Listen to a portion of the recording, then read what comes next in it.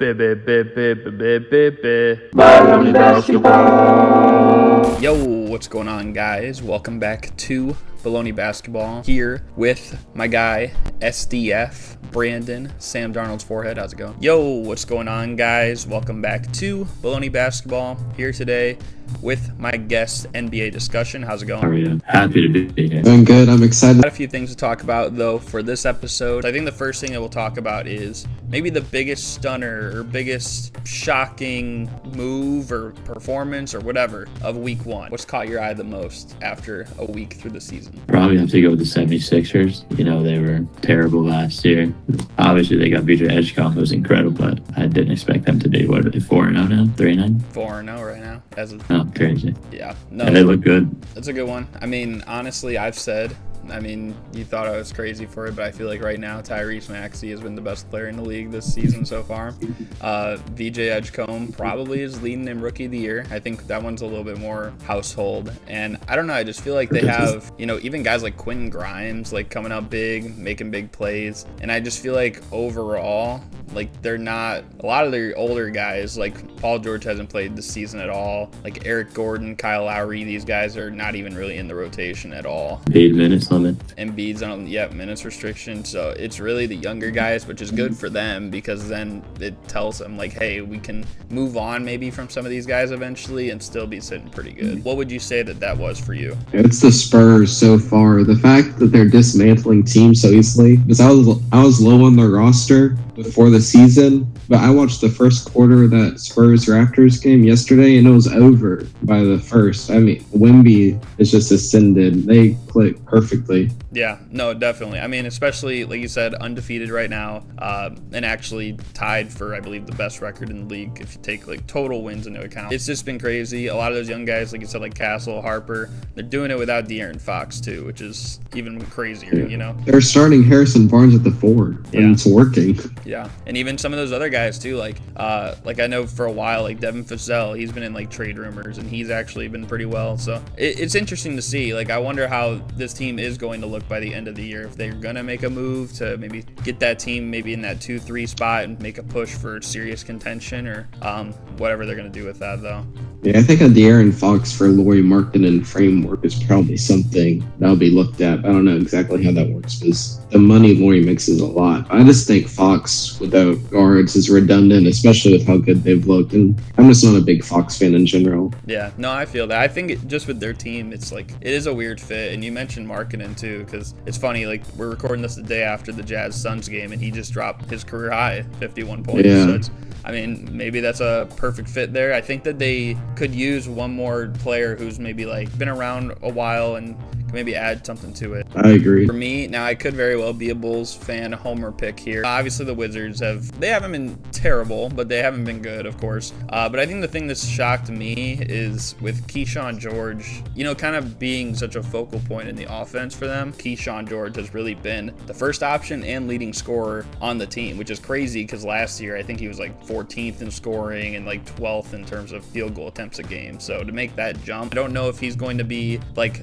the primary option or even if he's just a secondary option, third option, whatever it is, but I feel like that jump from him is already like a little bit quicker than I thought, because who knows what he could be maybe like 2-3 years from now and what this Wizards team could look like as well. Coulibaly and Bub Carrington and Alex Sarr, and Yeah, I would say Trey Johnson and Keyshawn George are going to be an unreal duo if they can keep them there. He's averaging 20 right now, which shocked me. And I think that's a team where you don't have a guy making like a max contract or anything, so they know in practice and training camp if they work hard, the minutes are there. And I'm sure that's probably motivation for George and a reason he's made a jump this year. So, that was pretty good. If you want, and keep it pushing to the next topic, talking about these NBA Cup predictions. I don't have to talk about like every single game by game, but mostly I just kind of want to get the teams that you think will be in the finals for the NBA Cup and then who you think will win the finals as well for the NBA Cup. What would you say? Yeah, I think not to say the same team again, but I feel like the 76ers make sense just because they have a young team and like, it has to be a team that wants to win those games that really come in like the Pacers did. And then I think the Spurs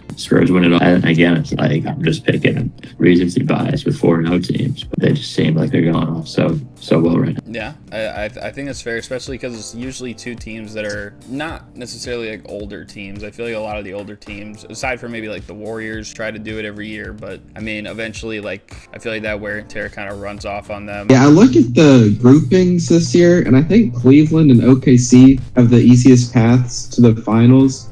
Because Cleveland, they have Toronto, Washington, and Indiana in their division, and I think all those teams are pretty beatable. Then OKC has Sacramento, Phoenix, and Utah, which is another easy one. And you look at like West Group C, I think it's just a bloodbath. But those two teams are both really great in the regular season, have clear paths to it. My sleeper pick is the Miami Heat, because their division isn't that bad, and the way they're clicking right now, I really like it. Yeah, no, I see that. I think that I do agree with you, and that is actually a big reason why I had the Thunder and the Cavs. And it's mostly just because their groups are so weak, in my opinion, that I just feel like they're both probably going to have an easy time getting through it. And then looking at like what the rest of the like final 8 could look like, you could be a combination of the Sixers, like you said, or the Heat, or the Bucks, like, or maybe the Celtics. Like, I feel like generally speaking, I would probably depend more on the Cavs than them. I mean, this season, the Cavs and Knicks are probably those top 2 teams people are looking at, and the Knicks have a way harder group. As for the Western Conference, I think the biggest threat to the Thunder, whether it's the Spurs or the Nuggets or the Warriors, I'm pretty sure all those teams are in the same group. So it's like, it's going to be really hard to pinpoint one of them as, okay, they're going to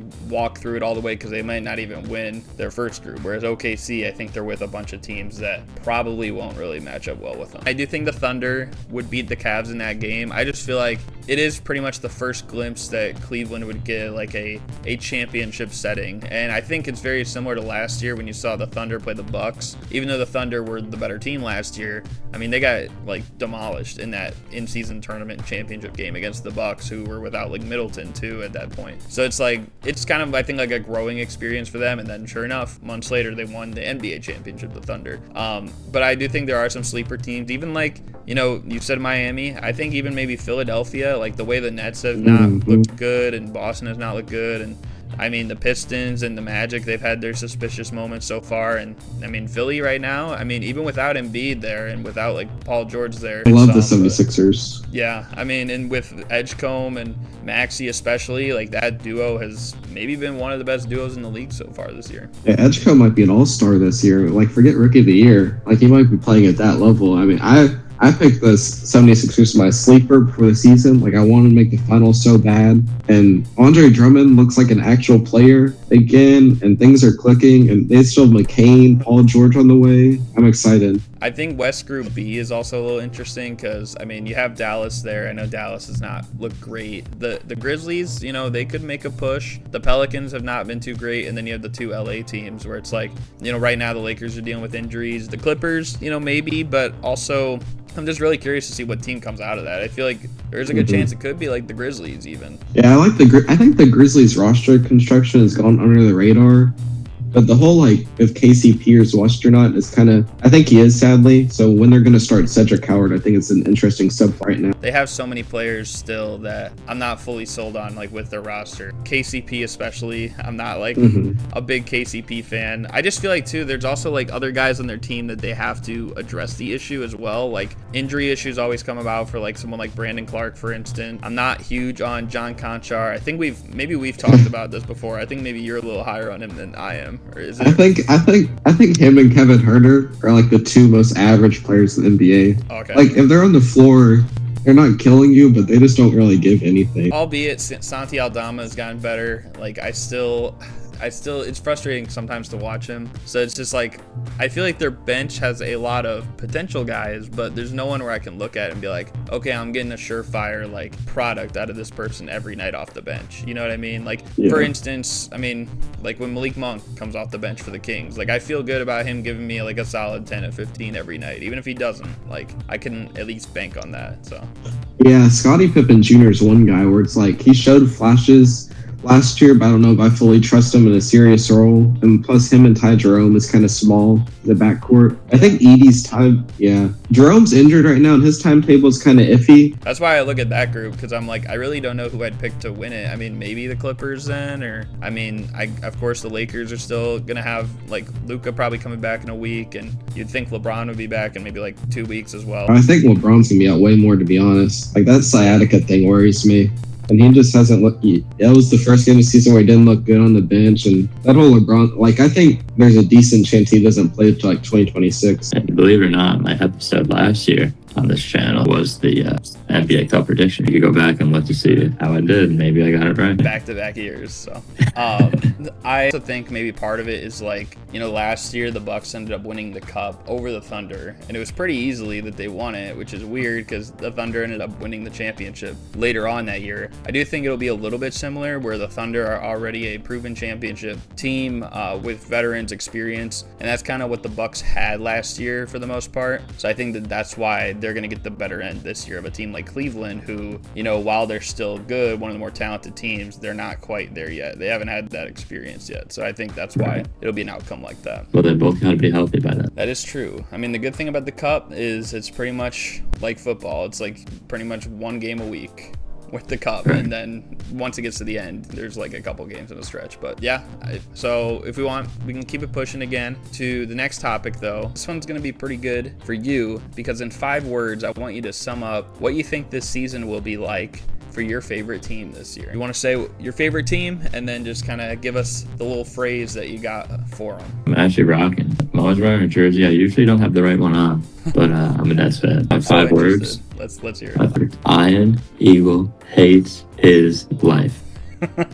Hey man, that's a good one. That's a pretty good one. You think he's getting burnt out, or? No, I just think he has to watch Michael Porter, and I like Cam Thomas, but watching Michael Porter and him just jack up shots, brutal stuff. Hey, Cam Thomas earlier this year didn't he have like his career high in assists in a game or something? So he did, yeah. So, but like, someone's got to pass the ball. Yeah, it is crazy what it's come to, where Cam Thomas or Michael Porter Jr. has to become a passer. Like, someone has to share the ball. Well, I like that one. Rough. I think that is a good one. It sums it up pretty well. I know some people, someone I had on last episode, they said they don't even think the Nets are going to win like 8 games this year. So I don't know about all of that, but I know it's going to be Tank City.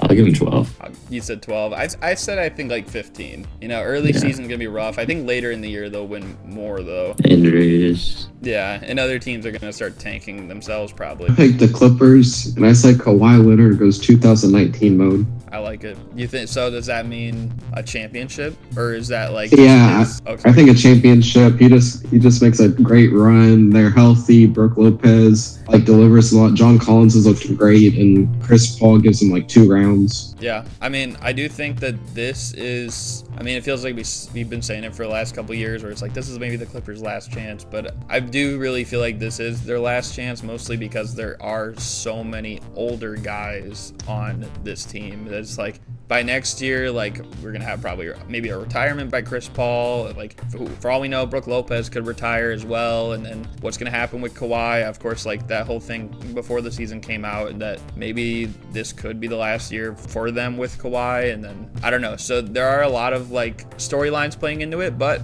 with all that being said, they still look pretty good. They look pretty formidable. So I think that there is a good chance with the way the NBA is shaped up this year that they could be at least like maybe a top 3 or 4 team. Yeah, I think tonight's going to be the biggest test for them, but that's a very high leverage game. And Warriors Clippers in general is always a highly competitive game. So my team, of course, is the Chicago Bulls. The other side of things with my favorite team, as you probably know, the Chicago Bulls. My 5 words I got are newfound direction embodied by connection. I made a rhyme too, you know, just for the heck of it. But, you know, this is a new year. There's no Zach LaVine, no DeMar DeRozan starting the season. As we're starting the year off, we're looking really good. A lot of the reports from Casey Johnson, who's like our lead reporter. He's basically saying that this is a team who wants to be around each other. The locker room is higher than it's ever been in a while. Just a lot of youth players like Modest Buzelis, Trey Jones, we were talking about even before we started recording. Josh Giddey at the back half of last year started playing really well, and we've done it without Kobe White even playing too. So I just feel like once it all comes together, you know,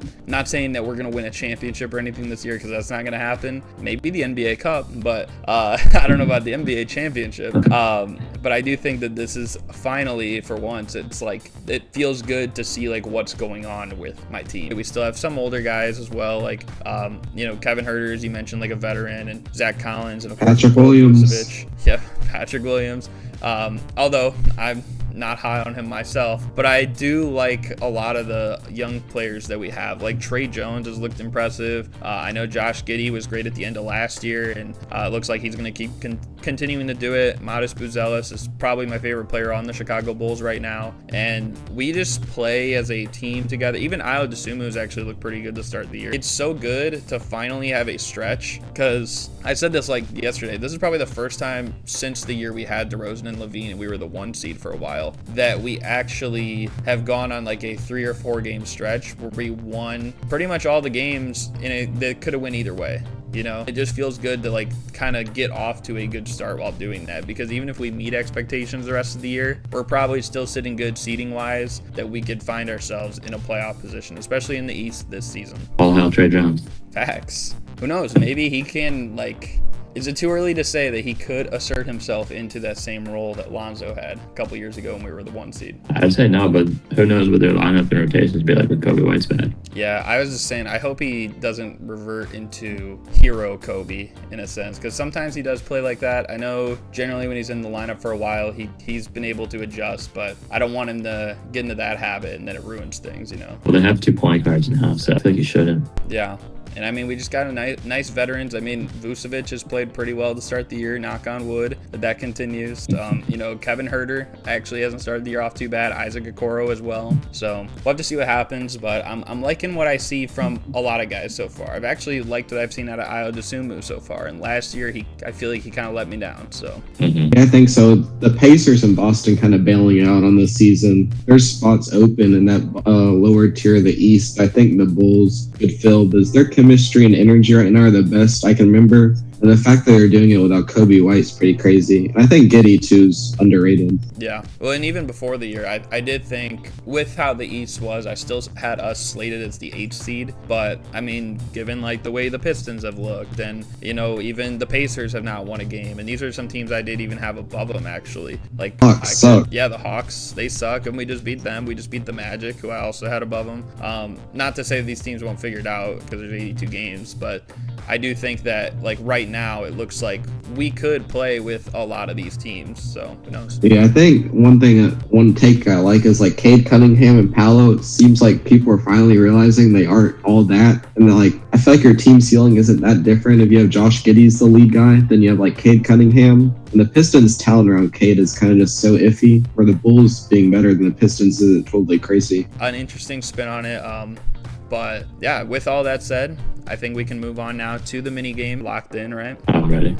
So this is the NBA Epic 10s mini game. So there's going to be 3 different, I guess, prompts. I'm going to give you a NBA franchise, like an NBA team, and I'm going to give you the stat, and you're going to have 1 minute to try and rattle off the top 10 in the franchise's history in that stat. So for instance, if I say Chicago Bulls total points, Michael Jordan. Like Michael Jordan would be on there, Scottie Pippen would be on there, weird ones maybe like Luol Deng will be on there, you know, and so on. So you'll basically get more points for how high they rank. So whoever's number 1 on said list will get you 10 points if you guess it right. If whoever's second on the list, you'll get 9 points for. Third on the list, you'll get 8 points for, and so on. You'll have 1 minute. There's no penalty for any wrong answers, so you can guess away. Although, try to guess at a speed that I can keep up with. Okay. So are you ready? Yeah. Are you ready? Mm-hmm. Okay. First one, give me Portland Trailblazers total games played. Go. Damian Lillard, CJ McCollum, Clyde Drexler. Hassan Whiteside, Alfred You're not gonna tell me Aminu, yes or no. Mo Harkless, And this Andre is all Miller. timing again. Timing again. Brandon Brandon Roy, LaMarcus Oh. Aldridge, What's that guy's name? Oh my, I'm Terry blanking. Cummings? Is that his name? Got about 30 seconds left. Yeah, there's not like a single trailblazer coming to my head right now. They got some I think I'm guys. done with this one. Marcus Aldridge. Yeah, I'm not good. I think I'm done with that one. What's his name? Yeah, got about I 10. just Nick Batum. JJ Hickson. 5 seconds. Man. Mike Bibby. What is time? I don't think Mike Bibby ever played for the I didn't. Trailblazers. Okay, so you got number 1, Clyde Drexler. You got number 3, Damian Lillard, and you got number 5, LaMarcus Aldridge. So That's it. that is it. Damian Lillard, LaMarcus Aldridge, and CJ McCollum. So Damian Lillard was 3rd, so that gets you 8 points. LaMarcus Aldridge was 5th, so that gets you 6 points. And then CJ McCollum was 9th, so that gets you 2 points. So for that one, you totaled 16 points. Nick Batum's out on it. No. How about Wesley Matthews? No. But the other names on there, I mean, Jerome Kersey was 2nd. The one you were probably thinking of was Terry Porter, was 4th. That's why I said you got half of the name. And then the others were Cliff Robinson, Jim Paxson, Larry Steele, CJ McCollum, and Buck Williams. You probably should have got CJ CJ McCollum. though. Yeah. CJ's a bad mess. The rest I wouldn't have gotten. I mean, come on, man. Buck Williams. Like, Oh, was he on the Nets? he was on the Nets, yeah. That's I think he's like their second all-time leading scorer. He is. And Brook Lopez just barely passed him, I think, before he left. Yeah, 4 points. Okay, so still, you got 24 points on that one because you got 10 for Clyde, you got 8 for Dame, and you got 6 for LaMarcus Aldridge. So not too shabby. Okay, so you got still 16 for that one. We got 2 more left. So now you know how it works. This time I'm looking for Toronto Raptors, and it is the leaders in total assists. Go. Kyle Lowry. DeMar DeRozan. Kyle Lowry, Bibby. Vince Carter, Marcus All, Vince Carter. T-Mac. OG Anunoby, Pascal When Siakam, did this franchise start? 1995. Oh, wow. Danny Green, maybe. Fred Kawhi. I might have said him already. Okay, Kawhi. You got about 30 seconds left. Marcus All. Yeah, Serge Ibaka. I've been for a while. I just can't lock in this fast. You got 20. Jay Crowder. PJ Tucker. Who's on the team? Probably don't. Jose Colorado. 6 seconds. Okay. So You good. got 5 seconds. 3. There's Jose Calderon. You guessed him twice.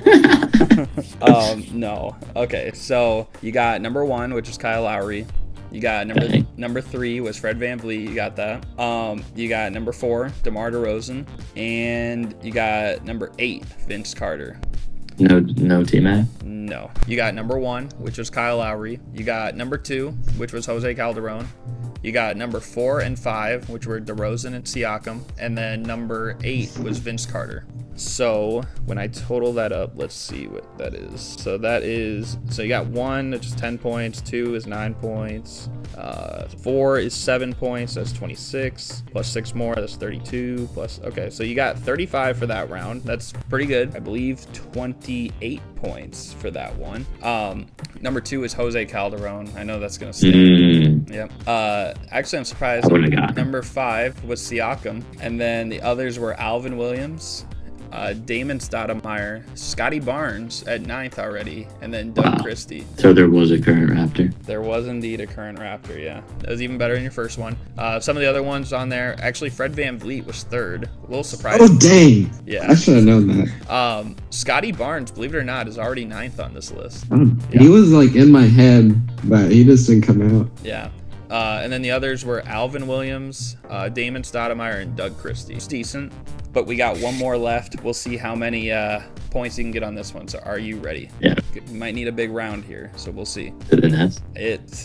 It's not. But I will say it is an ABA team. So for the last one here, I'm looking for the top 10 in Denver Nuggets. I'm looking for the top 10 in total steals. Go. Jokic, Jamal World be Murray. free.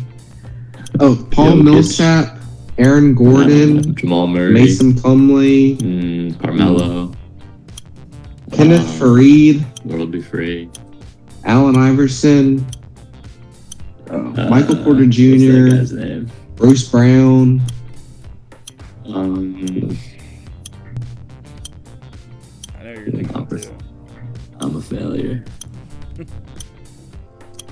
Got 30 seconds. Nene. You got about 30 seconds left. Monte Morris,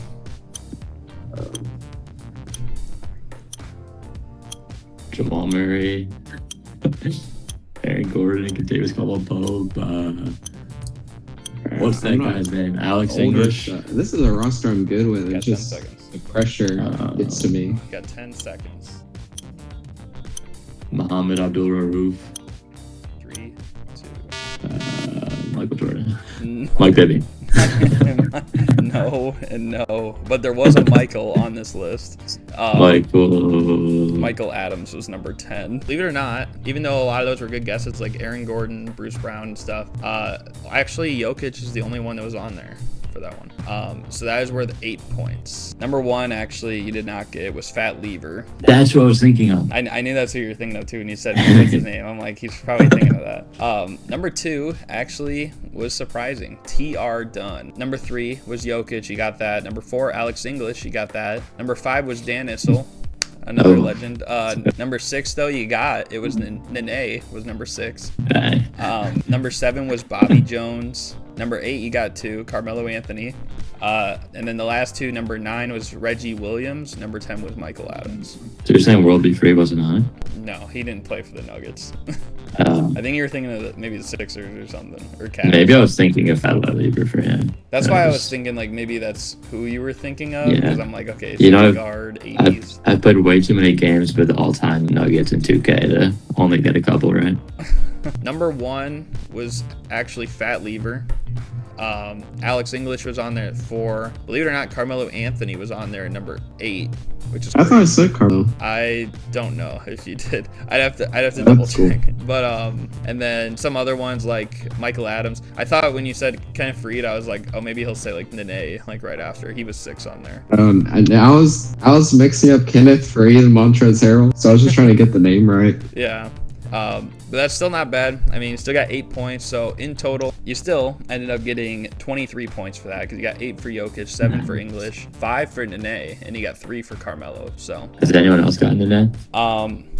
No, actually, Discussion did not get Nene. He did a little better on the Raptors one than you, but I think you did better on the Portland and, well, I don't know. Well, yeah, you did better than him on Portland because he didn't get Clyde Drexler, but he got CJ. So no, Fat Lever is disgusting. Yeah. Well, all in all, you ended up getting 23 for that round. You got 24 for the first go, which is 47, and then 28 after that. So if my math serves me right, you, sir, got 75 points. How does that feel?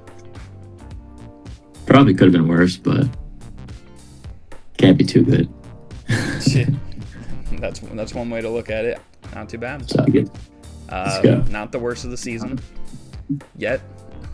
But I mean, because we got more people to go. But I mean, right. So all in all, though, it's pretty good. That brings you to 59 points overall. It's still respectable. It's pretty good. How does it feel? Feels good. Yeah, NBA history, it's not really like my thing, if I'm being honest. So getting those deep cuts and like all-time lists is a bit tricky. And with the Nuggets, I thought I feel like I'm pretty good with their like roster construction history over the past 10 years or so. So I thought I'd be able to need more guys. But yeah, that was fun. I know when I think on the one, like the tournament I just had you on not too long ago, I know you were pretty good on some of those like older questions. I can't remember off the top of my head, but I was like, dang, like I didn't know who would really know this, and you were like, rather. Yeah, when I have multiple choice, I have like a good feel, kind of. That's fair. Good performance, and I feel like a pretty good show. We got through everything in pretty efficient timing, and I feel like we talked about a lot. All in all, like I said, pretty good showing on the minigame. I feel like it was a pretty, good episode. Glad you could be a part of it. But yeah, hopefully you guys enjoyed. Thank you guys for watching. Got anything you want to close out with? Thank you for having me on. Go Trey Jones. Yes, indeed. Go Trey Jones and go Chicago Bulls and Brooklyn Nets. Try to break a record. Except let's get first pick. Why not? I mean, maybe not the worst win percentage of all time record, but any other record is a fair game. We got to keep that for the Bobcats of 2012. But got anything you want to add before we close it out? Clippers 76 finals, lock it in. Hey, I'm all for it, especially if you have the Clippers winning. I mean, I'd love to see, Kawhi raise a trophy again. That'd be pretty cool. Anyways, appreciate you being on once again. Hopefully you guys enjoyed. Thank you guys for watching, and we're out. Peace.